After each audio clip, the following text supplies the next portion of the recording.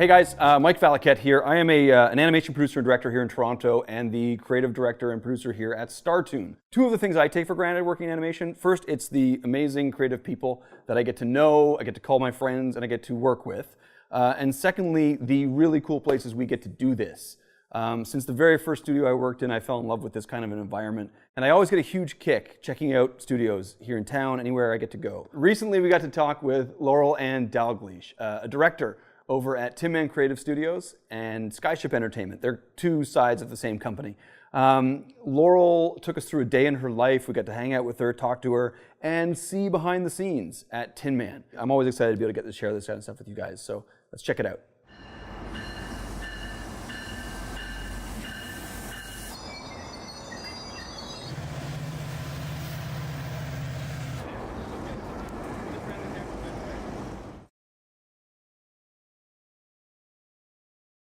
So where do you come in from?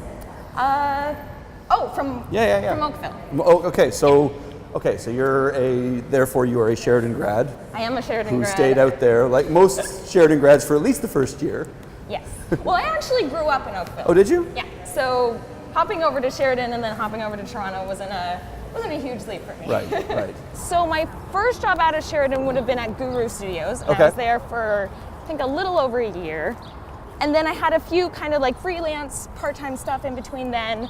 And I actually had a friend who I got into contact with, and that's how I ended up at Tin Man. So I've been at Tin Man for a while now, I think just over 4 years. Okay, but then you land here, and it doesn't necessitate you make the Toronto move. Yeah, it's a little easier. Like literally, yeah, like it's there that's to the there. lock.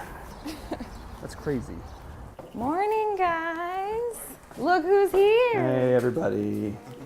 The Startoon crew are here.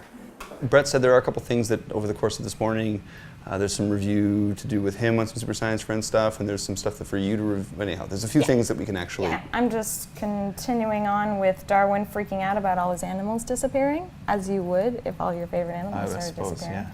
Especially if you're Darwin. So usually what I'll do is I kind of have just like the character models like in another file, and I'll kind of paste them in and then just redraw the body or face or whatever is kind of going on. So he's like, no, don't look at me. And then we've got some reuse animation here that we just get to throw in. So, and that's my very accurate drawing of a finch. Pretty sure that's exactly what they look like. At Animatic, is it all you right now? Animatic's all me. Yeah.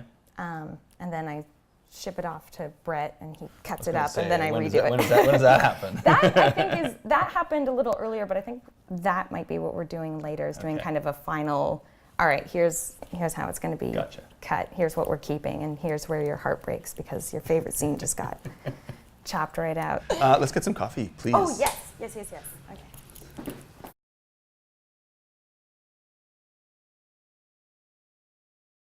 Become part of the internet. It's also really hot. It's really hot. Okay. Yeah, it's fresh coffee.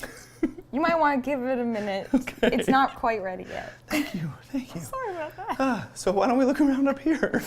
Right, so this is original Tin Man. This is ground zero. Yeah. But yeah, this used to be right where Brett had his desk. He turned the desk around so there was a little bit of a illusion of authority. of authority. So when did you take over directing? That was episode 3, so that would have been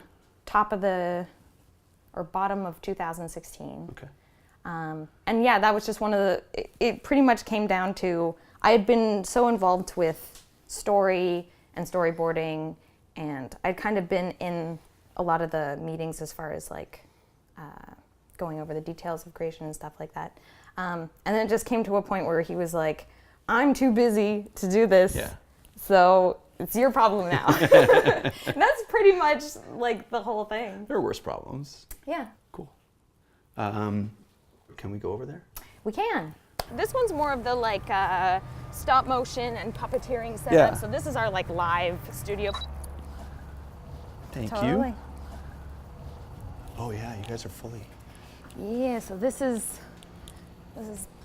behind the curtain.